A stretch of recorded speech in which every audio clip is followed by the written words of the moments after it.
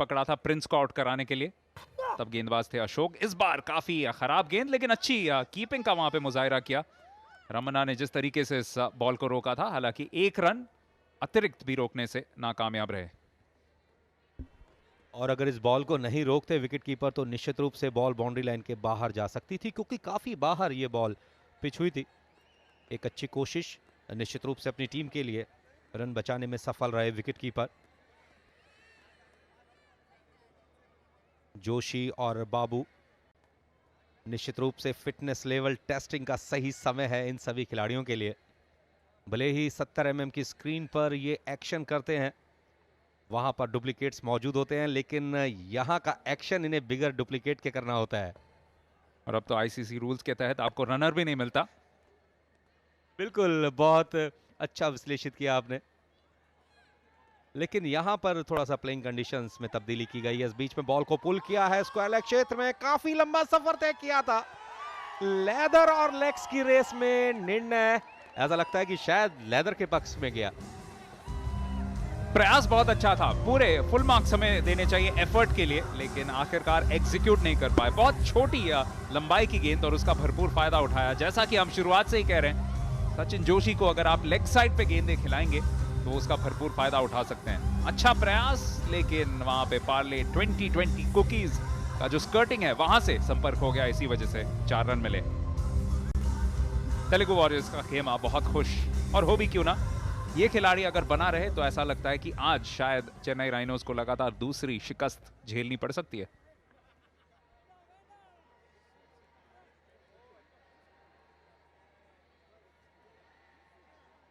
जोशी ने 17 गेंदें खेली हैं और 27 रनों का योगदान दिया है।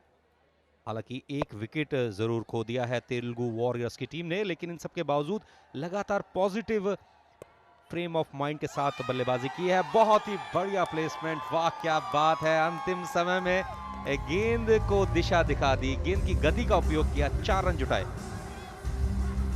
चारों ओर अब शॉट्स लगाने लगे हैं, और अब जो टारगेट है वो सिर्फ 100 रनों का है, और अभी भी 10 रन प्रति ओवर पे चल रही है तेलुगु वॉरियर्स की टीम। बताती है कि कितनी मजबूत है बल्लेबाजी क्रम, जिसके सामने आर्या की टीम टक्कर लगाने की कोशिश तो कर रही है, लेकिन हर कोने में आज शॉट्स लगा चुके हैं सचिन जोशी। बहुत कमाल की बल्लेबाजी कर रहे हैं, 31 पे पहुंच चुके हैं। सुधीर बाबू थोड़ा सा स्लो हुए, उसकी भरपाई जोशी ने कर दी लगातार 2 चौकों की मदद से।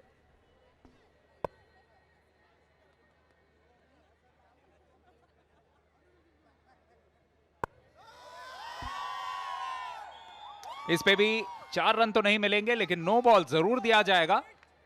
और ये नो बॉल इस वजह से कि फुल टॉस था और कंधे के यानी कमर के काफी ऊपर, यानी इसके बाद फ्री हिट का भी एक इशारा। एक और बॉल जिस पे रमेश बाबू स्ट्राइक पे होंगे, लेकिन वो भी इसका भरपूर फायदा उठाने की कोशिश करेंगे मनोज।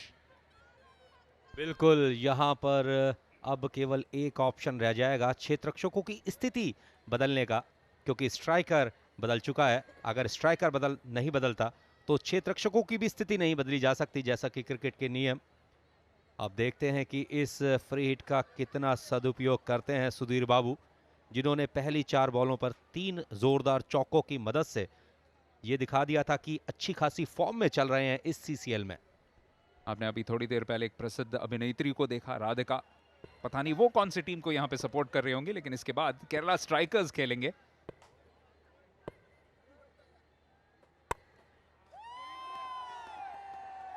बॉल को गैप में खेला जरूर है, केवल 1 रन। दोनों ही बल्लेबाज ऐसा लग रहा है कि शायद थोड़ा सा थकान महसूस कर रहे हैं, क्योंकि मैदान में हालांकि इस समय 2 समय जरूर मिल रहे हैं, लेकिन काफी गर्मी और गर्मी का असर इन खिलाड़ियों की फिटनेस के ऊपर साफ तौर से दिखाई देता है। चेन्नई राइनोज का समर्थन कर रही हैं, क्योंकि चेन्नई से ही आती है, ऐसा हमारे डायरेक्टर ने भी हमें बताया। तो वो खुश होंगी कि फ्री हिट में सिर्फ 1 ही रन मिला।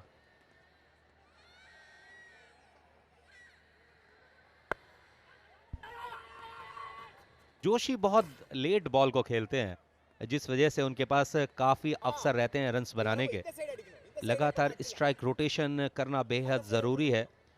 क्योंकि जब चौके और छक्के ना लग रहे हो, कोशिश आप करें, स्ट्राइक रोटेट करें, लगातार बॉल को गैप में प्लेस करें, कम से कम 1 रन की संभावना बनी रहती है। आपके स्क्रीन पे श्री प्रिया, एक और बहुत बहुत प्रसिद्ध अभिनेत्री।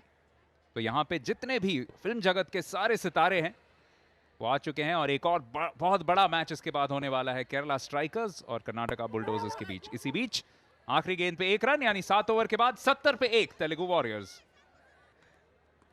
और अगर आप बल्लेबाजी कर रहे हो तो जैसे ही ढीली बॉल मिलती है उस पर जी ललचा जाता है, मुंह में पानी आ जाता है कि क्यों ना जोरदार स्ट्रोक लगा दिया जाए।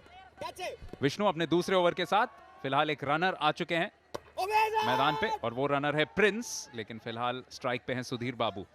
सबसे किफायती गेंदबाज रहे अब तक विष्णु, पहले ओवर में सिर्फ 2 ही रन दिए थे, तो ये एक का फर्क पैदा कर सकते हैं अपनी टीम के लिए।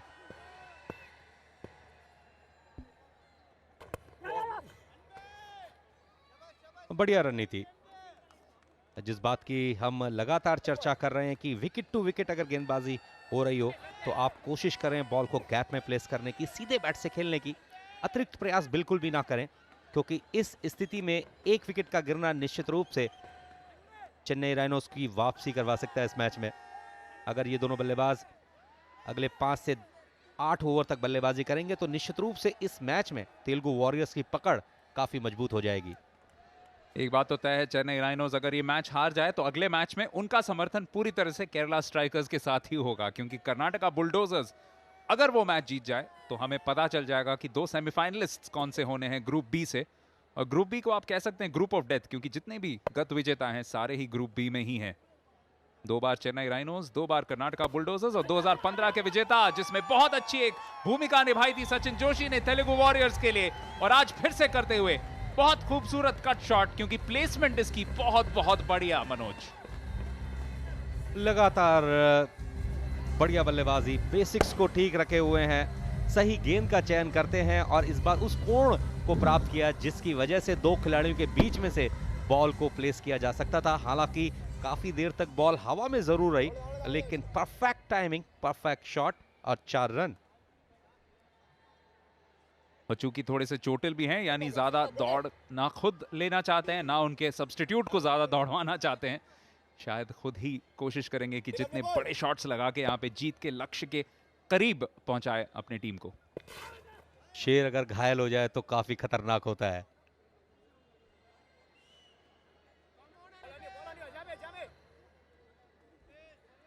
बाबू इस समय 16 के व्यक्तिगत योग पर और जोशी लगातार बढ़िया बल्लेबाजी कर रहे हैं। 22 गेंदों के ऊपर 37 रन बनाए हैं।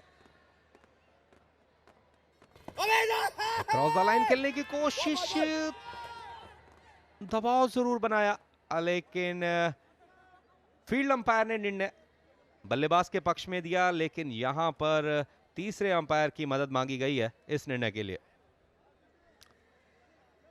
आपको क्या लगता है मनोज? मुझे ऐसा लगता है कि शायद नेचुरल एंगल के साथ शायद लेग साइड को मिस कर रही थी, बहुत बहुत करीबी। बिल्कुल, जिस तरीके से ये बॉल पिच हुई थी, कंधे का उपयोग किया था और बॉल लेग स्टंप के बाहर निकल जाती। आपने बिल्कुल सही फरमाया, क्योंकि इंटरसेप्शन यहां से देख करके ऐसा लग रहा है कि शायद विकेट टू विकेट है, लेकिन सबसे इंपॉर्टेंट पॉइंट जो एलबीडब्ल्यू में रहता है वो पॉइंट ऑफ इंपैक्ट और राउंड द विकेट अगर वो आए हैं। देखिए किस तरीके से बॉल कारपेट पर पिच जरूर हुई है, लेकिन विकेट कीपर की पोजीशन को भी यहां पर देखना बेहद जरूरी, और point of impact within wicket to wicket होना बेहद जरूरी है, खास तौर से एलबीडब्ल्यू के निर्णय में।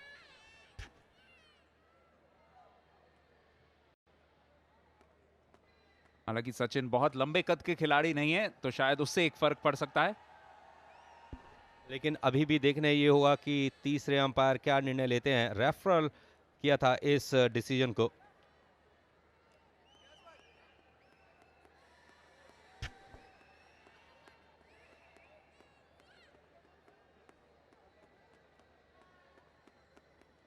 फील्ड अंपायर्स और तीसरे अंपायर के बीच में इस समय चर्चा चल रही है निर्णय को लेकर के, और जैसे ही फील्ड अंपायर सूचित करेंगे फील्ड अंपायर्स को, तो फील्ड अंपायर्स अपना निर्णय देंगे। मार्कस कुट्टो अपने स्थान पर आए और उन्होंने अपना लास्ट डिसीजन रिवोक करके इंडेक्स फिंगर आसमान की ओर कर दी, यानी कि अब स्कोर बुक में जोशी के नाम के आगे आउट रिकॉर्ड किया जाएगा। ऐसा लगता है कि शायद निर्णय से खुश नहीं है जोशी। बहुत बड़ा विकेट हो सकता है और बहुत बड़ा टर्निंग पॉइंट भी बन सकता है इस मैच में। दिव्यांग, ऐसा लगता है कि शायद जोशी नाराज हो गए इस निर्णय से और उन्होंने अपना बल्ला भी दिखाया अंपायर की तरफ कि अंतिम समय में कहीं उनके बैट का कोई अंदरूनी हिस्सा तो नहीं लगा था। उसी को ध्यान में रख करके एक बार फिर से अंपायर ने, ऐसा लगता है कि शायद अब बैटिंग साइड की तरफ से रिव्यू लिया है।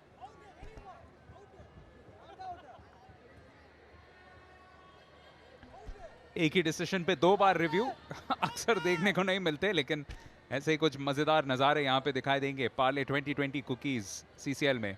तो सवाल यहाँ पे यही है कि अंदरूनी किनारा लगा था कि नहीं। आपको क्या लगता है? मुझे तो नहीं लगता, शुरुआत में तो ऐसा नहीं लगा था कि अंदरूनी किनारा लगा था। बेहद नजदीकी मामला यहाँ पर, और अब कुल मिलाकर के तीसरे अंपायर को फिर से तय करना होगा कि निर्णय बल्लेबाज के पक्ष में दे या फिर गेंदबाज के, क्योंकि एक बार एक फील्डिंग साइड के रेफरल को ध्यान में रखते हुए तीसरे अंपायर ने जोशी को एलबीडब्ल्यू आउट घोषित कर दिया है। लेकिन अब इस एंगल से देखते हैं, दूध का दूध पानी का पानी हो सकता है, लेकिन अभी भी स्थिति साफ नहीं। लेकिन यहाँ पर अब तीसरे अंपायर की मुश्किलें बढ़ जाएंगी, क्योंकि अगर यहाँ पर कोई डाउट आता है तो देखना ये होगा कि तीसरे अंपायर क्या निर्णय देते हैं।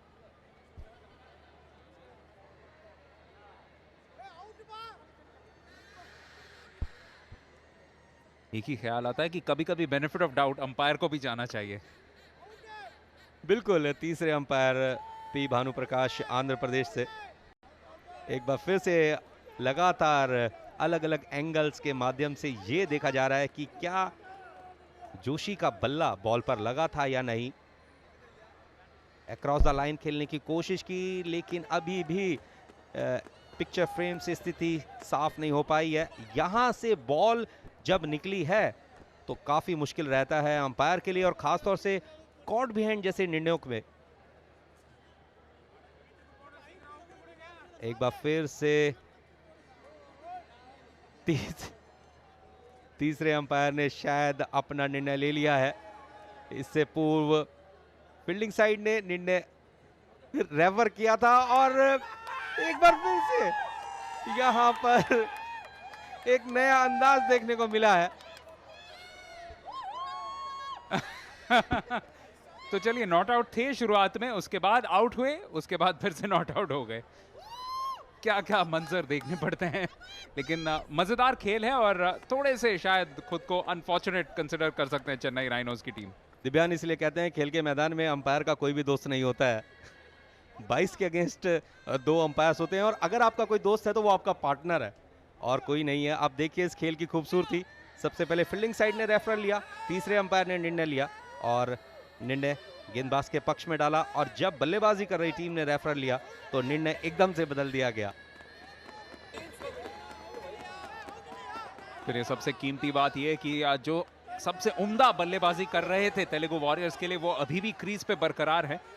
साथ साथ जब जिस तरीके से सुधीर बल्लेबाजी कर रहे हैं, सुधीर बाबू उनके साथ, तो मुश्किलें सिर्फ बढ़ती ही हुई चेन्नई राइनोज के लिए। ये विकेट ऐसा लगा था अगर उनको मिल जाता तो शायद मैच में थोड़ा सा बदलाव देखने को मिल सकता था।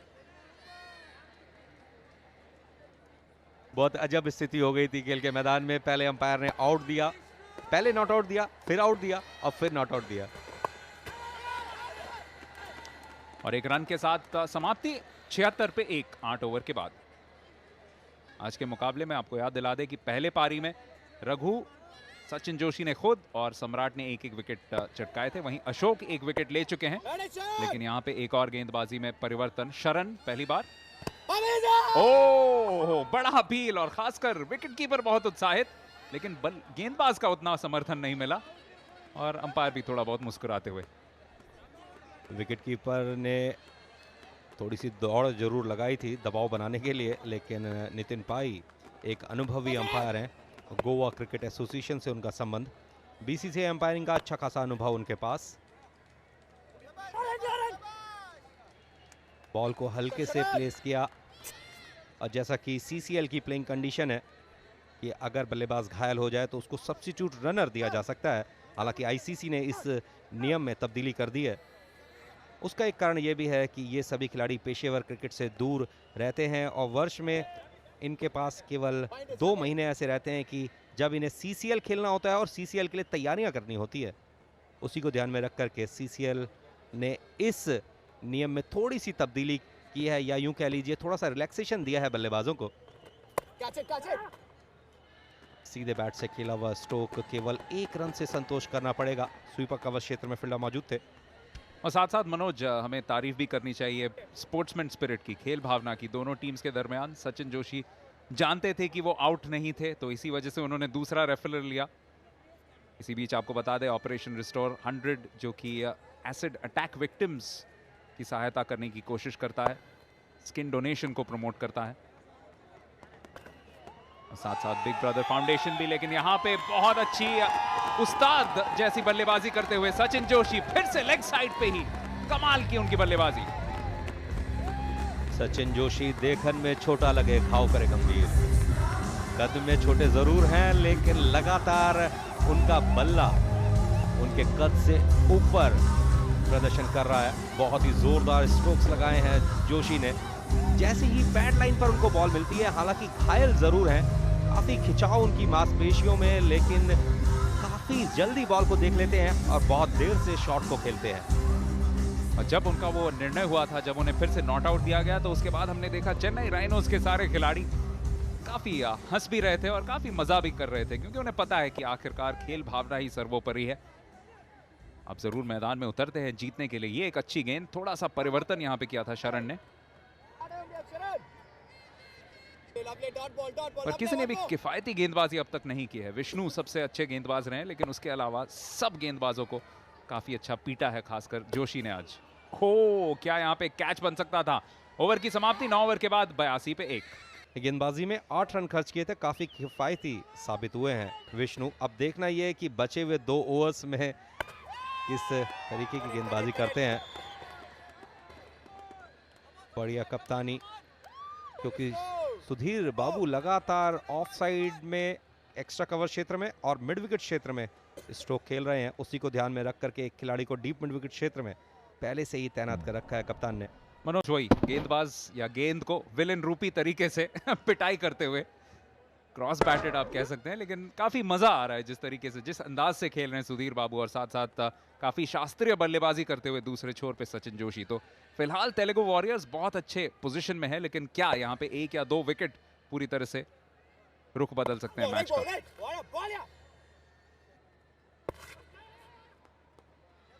बॉल को हल्के से प्लेस किया, 1 रन। जोशी और सुधीर बाबू लगातार बढ़िया बल्लेबाजी कर रहे हैं, और अब तक जो साझेदारी की है उसका मूल मंत्र यही रहा है, स्ट्राइक रोटेशन। बिल्कुल, 2 अच्छे साझेदारी आ चुके हैं। पहले विकेट के लिए 41 की, और तुलनात्मक स्कोर में भी लगभग 20 रन आगे है तेलुगु वॉरियर्स। 9 विकेट हाथ में है, तो यहां से उनके लिए जीतना बहुत आसान ही दिखता हुआ नजर आ रहा है। लेकिन कभी भी T20 क्रिकेट में विकेट सबसे बड़े मूल्यांकन होती हैं किसी भी परिवर्तन के, और उसी की दरकार यहां पे चेन्नई राइनोज को।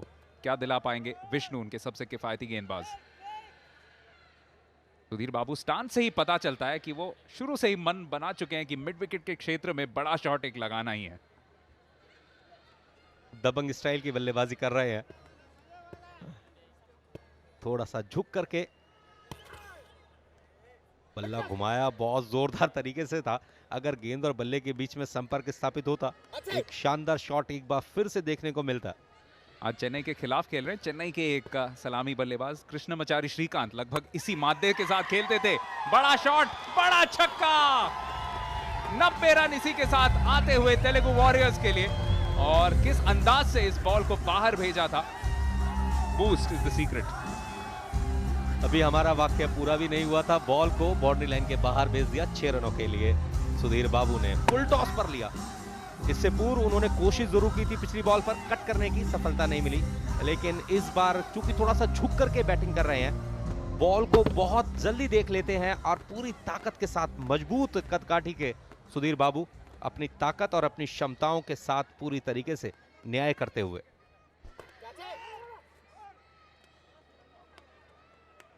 तेज रन लेते हुए दूसरे रन के लिए दौड़ रहे हैं। अच्छी रनिंग बिटवीन द विकेट्स भी, और इसी के साथ 2 रन भी पूरे कर लिए। 10 ओवर की समाप्ति 92 पे 1 के कई बार खेल की गति को धीमा किया जाता है।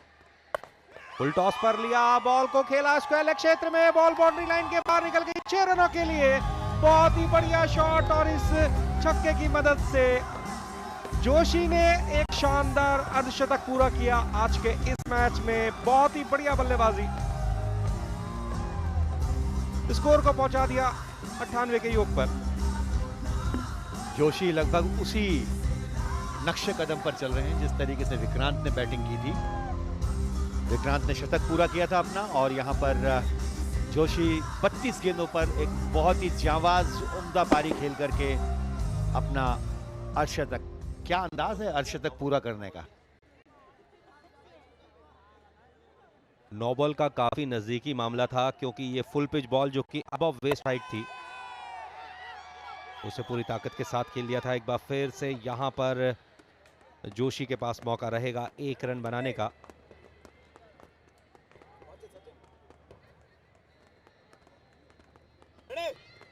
बॉल को यॉर्क कराने की कोशिश में असफलता हाथ लगी है गेंदबाज के सचिन जोशी, जिन्होंने 33 गेंदों का सामना किया।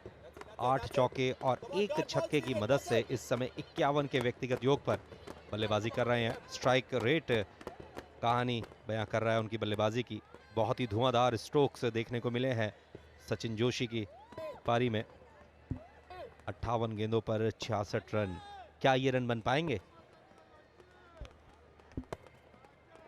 कोई मुश्किल बात तो नहीं लगती, लेकिन ये वाइड का इशारा आते हुए और एक अतिरिक्त रन और बढ़ते हुए ये सीसीएल सुपर फैन के लिए आपको कॉल करना है, और 1 लाख रुपए आप आज ही जीत सकते हैं। और ये हल्के से इस बार मिड विकेट की तरफ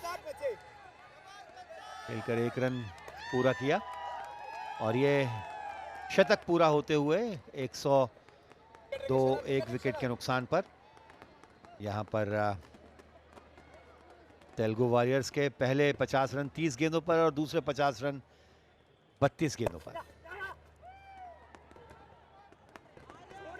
जहां पर बड़े स्ट्रोक्स ना लग सकें या बॉलर कोई गलती ना करे, ओवर पिच या फुल टॉस ना डाले, तो वहां पर बहुत अच्छी सोची समझी रणनीति के साथ इस समय बैटिंग हो रही है तेलुगु वॉरियर्स की तरफ से। कोई हड़बड़ाहट नहीं है। सबसे बड़ी मुख्य बात यह है कि कहीं ना कहीं अपना धैर्य, अपना संतुलन बना करके बैटिंग कर रहे हैं, और जिस तरीके से आज विकेट में कुछ बहुत ज्यादा नहीं है,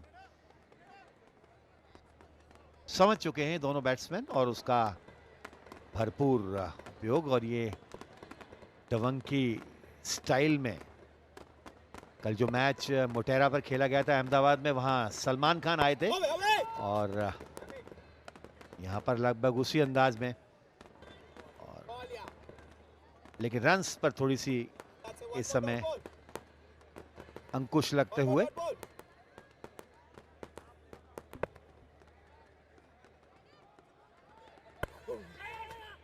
और हवा में गेंद जरूर थी, लेकिन गली का फील्डर काफी दूर था, और जब तक कि वहां गेंद पहुंचती।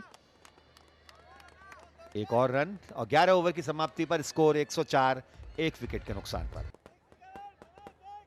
सीसीएल सुपर फैन के लिए मौका 1 लाख रुपए जीतने का। काफी निराश चेन्नई के कप्तान।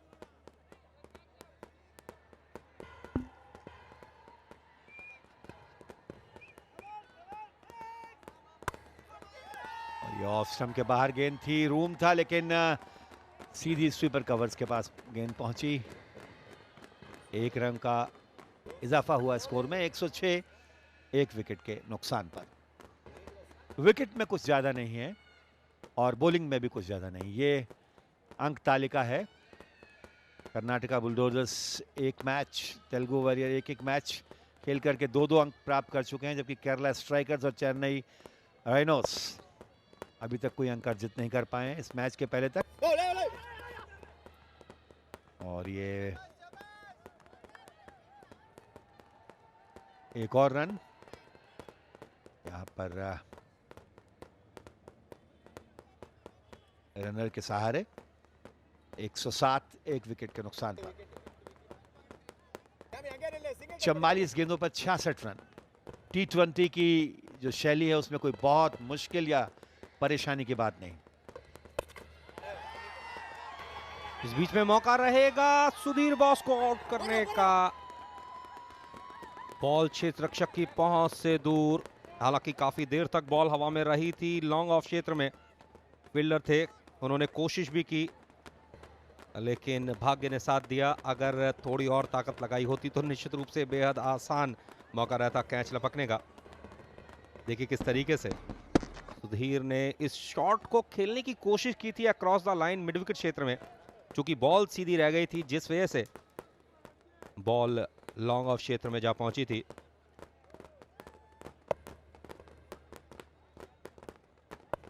फुल टॉस पर लिया, कलाइयों का अच्छा इस्तेमाल किया, स्क्वायर लेग क्षेत्र में फील्डर मौजूद, केवल एक रन।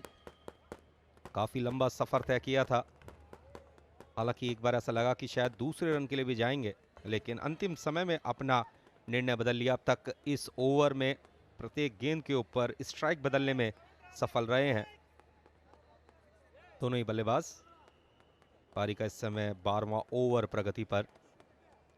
चेन्नई के लिए ये मैच जीतना बेहद जरूरी। अगर आज हार गए तो सभी उम्मीदें, संभावनाएं समाप्त हो जाएंगी CCL 2016 के इस संस्करण में।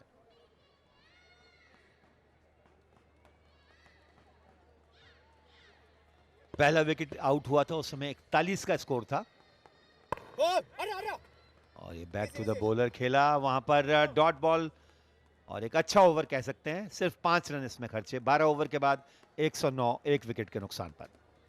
सचिन जोशी और यहां पर हल्के से गेंद को गली की तरफ मोड़ा और एक रन बहुत इत्मीनान के साथ दौड़कर पूरा किया और वहां पर ओवर थ्रो और एक और रन। नेल्सन पर पहुंचा स्कोर 111 एक विकेट के नुकसान पर। जब भी स्कोरबोर्ड पर नेल्सन दिखाई देता है तो हम डेव शेफर्ड को कैसे भूल सकते हैं और उनके उस अंदाज को जिसके लिए वो जाने जाते थे। बॉल को पुल किया, स्क्वायर लेग क्षेत्र में फील्डर मौजूद हैं। सचिन जोशी हालांकि घायल जरूर हैं लेकिन वो अपनी जिम्मेदारी समझते हैं। एक बहुत बड़ी भूमिका निभानी है उनको आज के इस मैच में।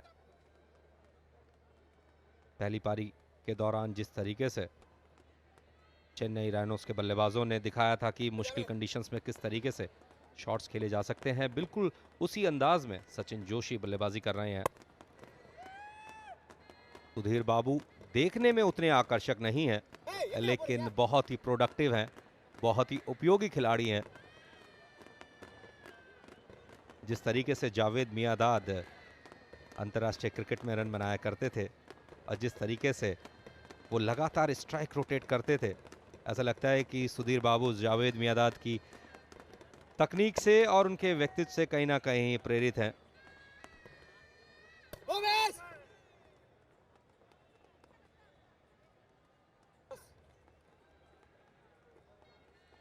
बोस जिन्हें कि आज भारत के स्थान पर टीम में जगह दी गई थी, इस समय बॉलिंग का दायित्व निभाते हुए।